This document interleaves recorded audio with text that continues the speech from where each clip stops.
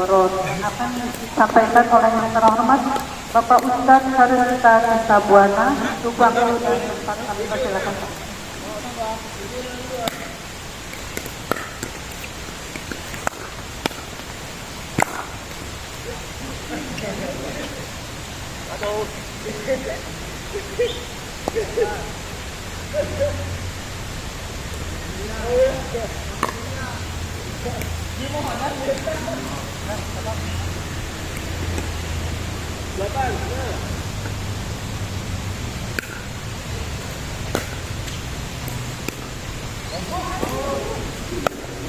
Assalamualaikum warahmatullahi wabarakatuh.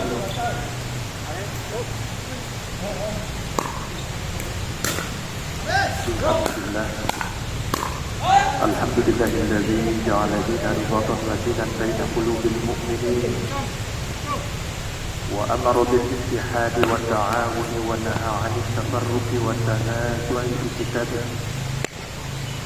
Wa asyhadu an la ilaha illallah al-qawiyyul matin wa asyhadu anna Muhammadar Rasulullah dzul qalbir rahim wal khuluqil 'azim wa sayyidul anbiya'i wal mursalin. Allahumma salli wa sallim wa barik ala sayyidina wa habibina wa maulana Muhammadin wa ala alihi wa ashabihi alladhina qadat nufusuhum wa qafat qulubuhum fakaduhum muqaddatal mansurin amma ba'd. Allahumma la sahla illa ma ja'altahu sahla wa anta taj'alul hazna idza shi'ta sahlan. وسهل أمورنا اللهم علمنا ما ينفعنا وانفعنا بما علمتنا وزدنا علما والتقوى والإخلاص يا أرحم الراحمين. Ibu-ibu, bunda sekalian yang dirahmati Allah Subhanahu wa taala. Alhamdulillah, puji dan syukur senantiasa kita panjatkan kepada Allah Subhanahu wa taala atas nikmat dan karunia yang Allah limpahkan kepada kita semua pada hari ini, dan juga untuk keluarga kita. Mudah-mudahan nikmat Allah bisa tercurah untuk kita semua. Amin ya rabbal alamin. Gimana kabarnya, Bu? Sehat? Sudah bantu? Alhamdulillah rabbil alamin. Ya kerasa ya, Bu. Sekarang sudah tanggal berapa? 18 Sya'ban 1445 Hijriah. Insya Allah tidak lama lagi kita akan jemput satu bulan yang sangat dirindukan oleh semua orang, oleh Rasulullah, oleh para sahabat Rasulullah, oleh orang-orang soleh pada zaman dahulu maupun zaman sekarang, karena mereka semua mengharapkan bisa bertemu dengan bulan yang berkah, insya Allah bulan Ramadan. Ibu senang gak, Bu, kalau ketemu dengan bulan Ramadan? Ibu bahagia? Karena salah satu ciri dari orang yang beriman adalah dia berbahagia ketika bertemu dengan bulan suci Ramadan. Maka, Bu, mudah-mudahan ini kita 12 hari lagi ya kita bisa sampai ke bulan suci Ramadan. Mudah-mudahan, Bu, ya, kita diberikan usia, diberikan umur yang panjang, berkah oleh Allah Subhanahu wa taala. Dan doa yang biasa dibacakan ya oleh orang-orang terdahulu sejak zaman baginda Rasulullah SAW, zaman sahabat, zaman tabi'in, itu ada beberapa redaksi yang biasa diucapkan. Mudah-mudahan dengan kita membaca doa ini, umur kita dipanjangkan oleh Allah. Karena kita tidak tahu ya, umur kita sampai kapan, ajal kita kapan. Ada yang bisa menjamin bisa hidup sampai Ramadan? Ya, ada? Tidak ada ya. Siapapun orangnya, tidak ada yang bisa menjamin masa depannya. Apakah dia akan bisa hidup di masa depan ataupun tidak? Karena ajal itu adalah misteri, rahasia Allah Subhanahu wa ta'ala. Jadi hanya Allah yang tahu. Misteri dalam waktunya, tempatnya, dan juga cara. Ya, waktunya kita tidak tahu kapan ajal datang. Betul Bu? Ya betul ya. Dan bisa saja Bu ya, yang duluan ibu-ibu di belakangan, di belakangan ibu duluan.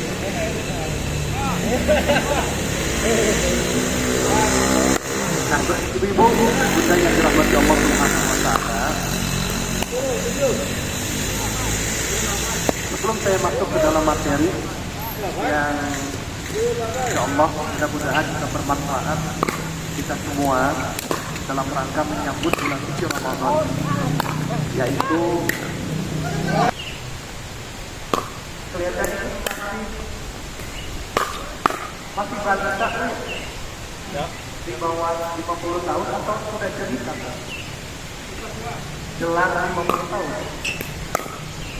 apa lolita lolos 50 tahun ya, ada masalah ya.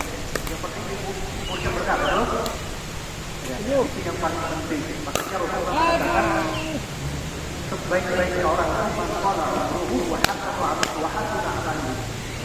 sebaik-baiknya manusia yang panjang sebenarnya yang baik amal amalnya. Jadi artinya yang terpenting kita banyak beramal soleh insya Allah. Bapak Ibu, ada bapak yang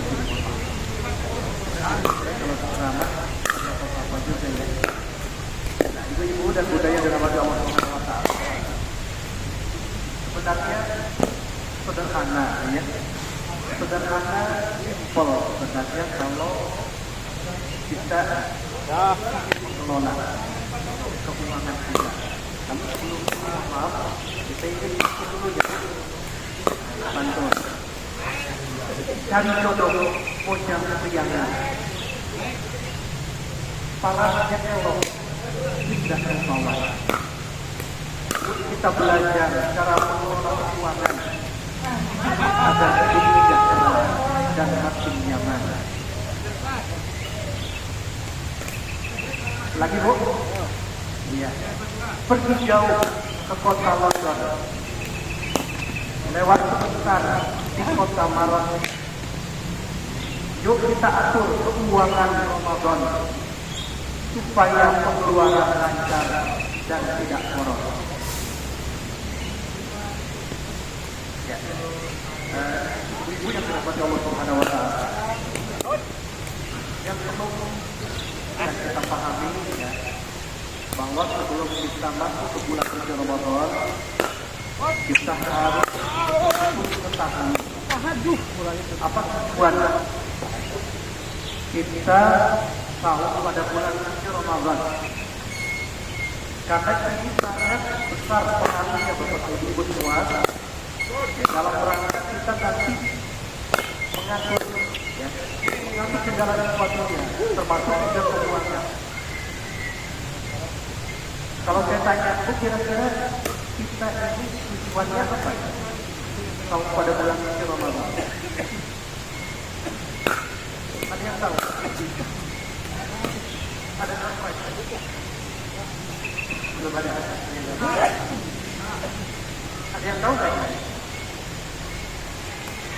Satu tanya jawab ya, biar interaktif, biar nggak ngantuk nanti. Jadi yang ngantuk nanti saya tanya. Ada yang tahu nggak Bu? Udah sekalian. Hah? Pencernaan supaya sehat. Baik, tujuan kita apa? Selain itu? Ya, bisa beribadah. Baik. Ada lagi? Ya, bagus. Ada lagi? Sebenarnya Allah di dalam Al-Quran sekali. Kalau kita buka surat Al-Baqarah ayat 183 sampai 186 itu berkaitan dengan saum pada bulan suci Ramadan. Ya, beribadah pada bulan suci Ramadan. Allah Subhanahu wa Ta'ala menjelaskan ya ayyuhalladzina amanu kutiba alaikumus syiyam kama kutiba alal ladzina min qablikum la'allakum tapi takut. Itu yang pertama. Ibu ya. Jadi kita saum pada bulan suci Ramadan itu dalam rangka apa? Kita ingin mencapai derajat takwa. Nah, kalau saya tanya takwa itu apa?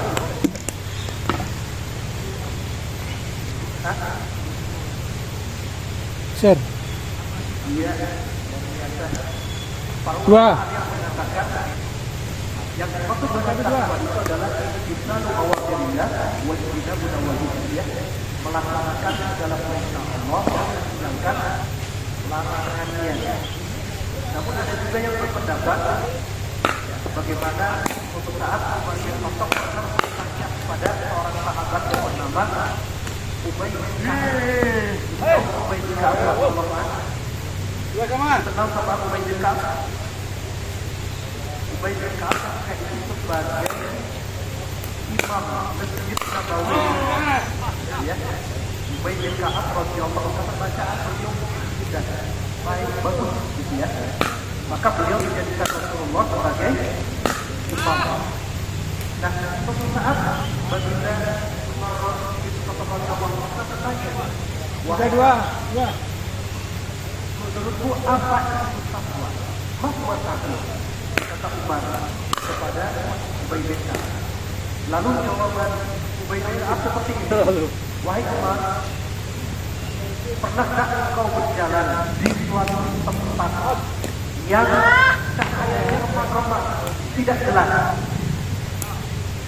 Nah, apa yang kamu lakukan?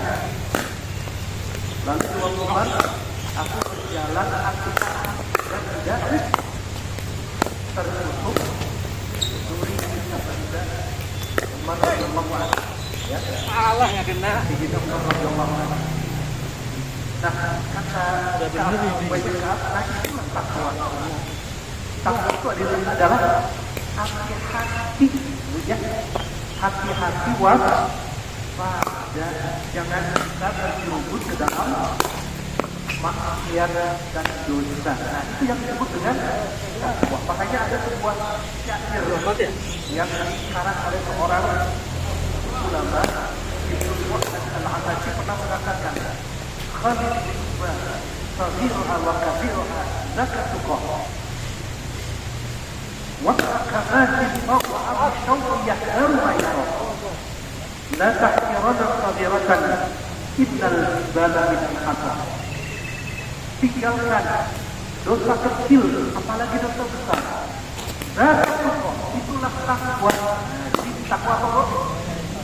Meninggalkan dosa, baik yang kecil maupun yang besar.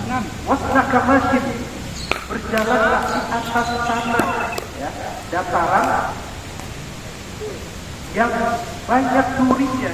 Yahdam mayar, pasti kalian akan hati-hati, ya, melihat apa yang ke depan, gitu kan? La tahqirana saghiratan minal ibada minal Allah. Jangan pernah meremehkan dosa yang kecil. La tahqirana saghiratan minal ibada minal Allah. Karena sesungguhnya bukit gunung, ya, itu bermula rasa dari apa? Butiran pasir yang kecil. Ketika butiran pasir bertumpuk terus sedikit maka jadi bukit, jadi gunung. Sama dengan dosa yang dibuat. Kalau kita sering melakukan dosa, kemudian tidak diikuti dengan istighfar dan taubat, lalu dikurangi kembali dengan usaha tidak dapat dosa. Makanya Imam Ghazali pernah mengatakan, pasti saghirun kabiratan di asbab. Dosa kecil itu bisa berubah jadi dosa besar dengan sebabnya apa? Yang pertama, istighfar. Kalau kita sering meremehkan dosa kecil, jangan pernah ya, sudah sekalian menganggap dosa kecil dosa kecil, kan? Sering nggak ya?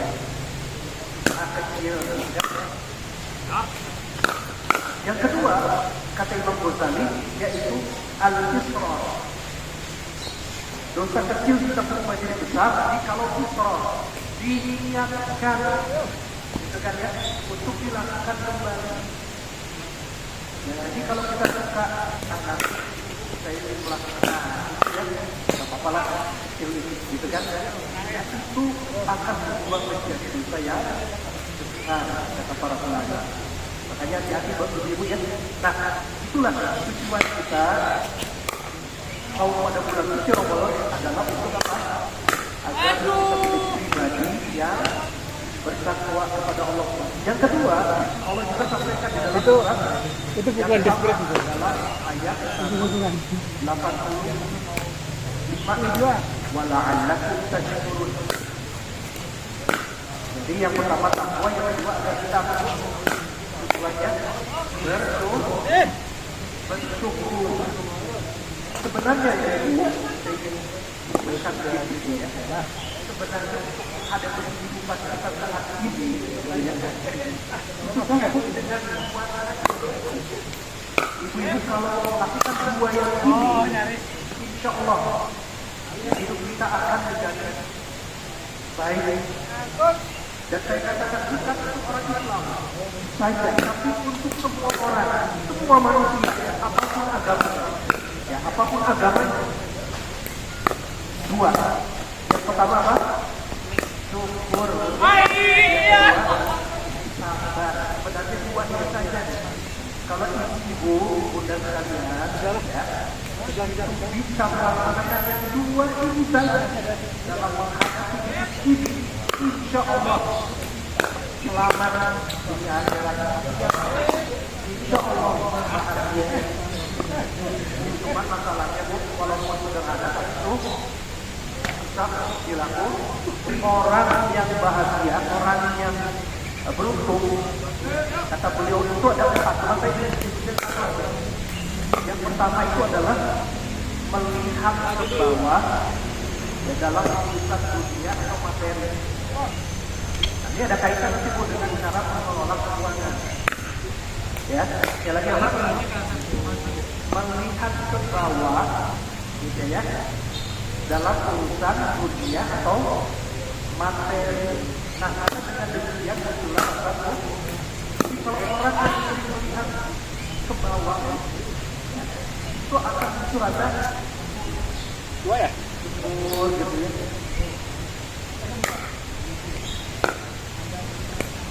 Masih ataupun syukur punya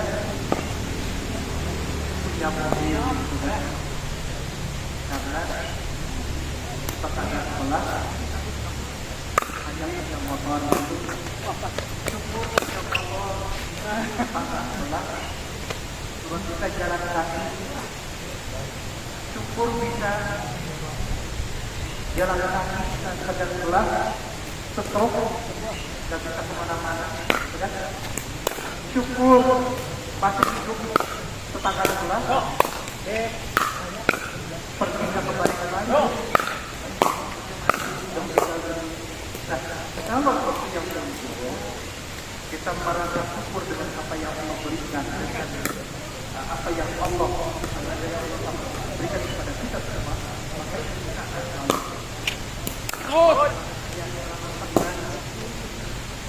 Karena yang menyebabkan kita stres, kita tertekan, itu apa? Ya, karena melihat orang lain lebih dibandingkan diri kita. Tahu nggak? Ya karena tidak ada syukur tadi. Jadi melihat orang lain tetangga lebih pada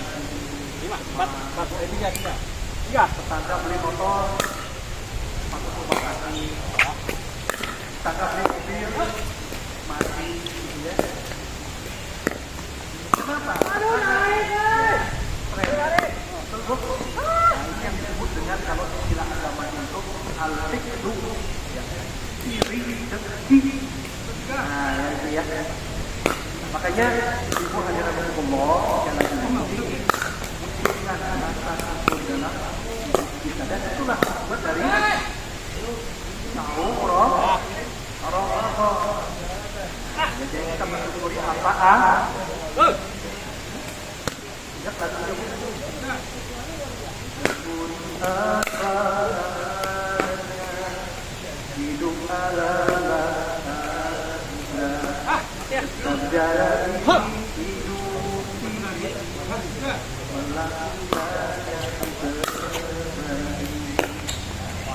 yang kayak ibu? Bukan saya. Ibu depan. Saya bukan teman-teman. Kakak siapa? Ibu kelihatannya ini para teman-teman gitu. Nah, baik ya, gitu ya. Jadi kalau sama ini buat kita agar kita menjadi yang bertakwa dalam atau bulan suci Ramadan dan juga menjadi orang yang sakit. Salah. Ramadan kita akan berjalan begitu pula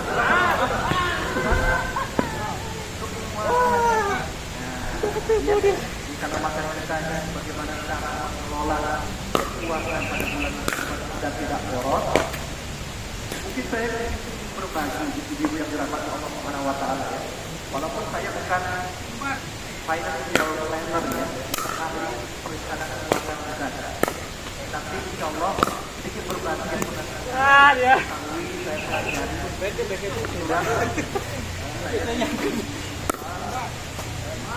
dulu pernah belajar tentang ekonomi Islam. Jadi sedikitnya yang ahlilah. Bagaimana caranya agar kita bisa mengelola keuangan kita dengan baik, dan demikian juga ketika kita mengelolanya pada bulan ada perbedaan nggak sih? Kita mengelola pada bulan suci Ramadan keuangan kita atau pada bulan hari biasa? Misalnya, pertanyaan begini, kira-kira pengeluaran gitu ya, yang dikeluarkan hari biasa dengan bulan suci Ramadan berbeda nggak? Nah, saya tanya, kenapa Bu berbeda?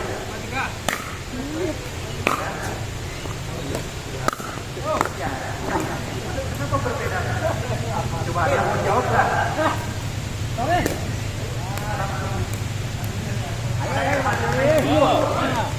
Betul bro? Iya. Ada lagi? Hah? Ada lagi? Sebenarnya saya betul apa yang dikatakan tadi, harga-harga naik pada bulan suci Ramadan. Tapi kelihatannya ini berlaku kan begitu ya. Menurut saya jangan. Tapi kenapa zaman dahulu, zaman sahabat, zaman ini, zaman bahkan Rasulullah SAW, pengeluaran beliau mereka pada bulan Ramadan sebenarnya boleh dikatakan sangat kecil daripada bulan suci Ramadan. Kenapa? Coba tanya di kalau sekarang tidak bisa tanyakan. Kalau bulan suci Ramadan dua kali. Hari biasa makannya berapa kali? Kenapa yang makan dua kali banyak daripada yang tiga kali? Apakah pada bulan suci Ramadan lalu ibu mohon maaf makan ibu bertambah? Enggak ya Bu ya, sama ya. Kan ya biasanya kalau orang yang berpuasa itu biasa kita lakukan yang kaum itu kalau berbuka juga sebanyak ya. Paling seteguk air, sesuap gitu ya. Hanya beberapa makanan, seperti kurma, tiga kurma saja. Sudah kenyang, betul nggak? Nah, kenapa ini? Anda tahu nggak? Jawaban, ya menurut saya ini ya, kalau saya sedikit, jawaban tepat.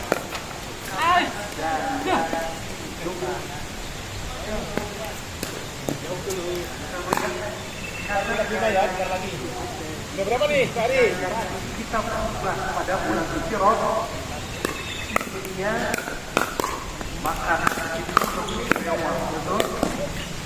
Intinya makan di luar lebih berbuka bersama teman-teman saat datang SD, SMP, SMA, kuliah, sekarang. Alah, dari Pak. Belum pengeluaran ya saya juga mengakui ibu-ibu mungkin kalau nahan lapar biasa bu ya. Nahan lapar pokoknya nahan lapar perut kok biasa. Kalau lapar perut apalagi kalau di samping itu ada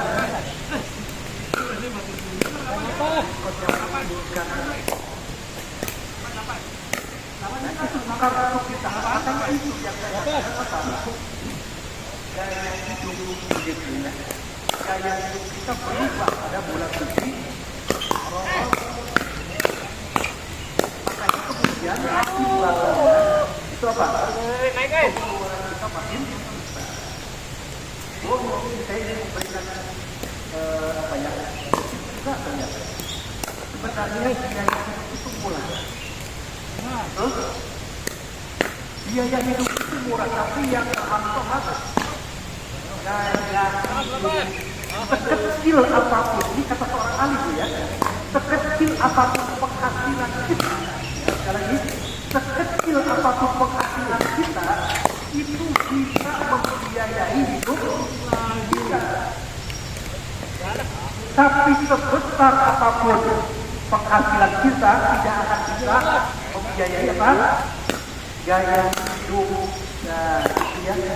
Kalau sudah gaya hidup ini tidak bisa kita kendalikan, sebesar apapun Sama. kita atau mungkin bapak, berarti kita itu memberikan contoh. Ya, ada sebuah kota. Kita pada zaman dahulu, zaman kita pemerintahan ada seorang khalifah yang sangat kaya yang bernama Al-Walid bin Abdul Malik. Ya, mudah-mudahan saja. Al-Walid bin Abdul Malik khalifah sangat kaya. Karena tidak semua khalifah pada zaman yang kaya-kaya. Ada orang yang sederhana sekali. Tapi orang yang luar biasa dan sangat adil. Tahu siapa? Siapa? Khalifah Umar bin Abdul Aziz. Nah, itu katanya ulama yang kelima. Gitu ya. Anak kaki solehnya. Tahu nggak hadirnya ketika zaman Khalifah Umar bin Abdul Aziz? Itu binatang buas saja tidak mau menerkam ternak. Maka ketika zaman Umar bin Abdul Aziz diceritakan ya, itu serigala tak mau makan kambing. Jadi hewan-hewan buas itu tidak mau menerkam hewan-hewan tersebut. Itulah karena keadilan. Maka ketika ini dalam sebuah diceritakan suatu saat ada orang yang mengatakan bahwa saat itu serigala makan lagi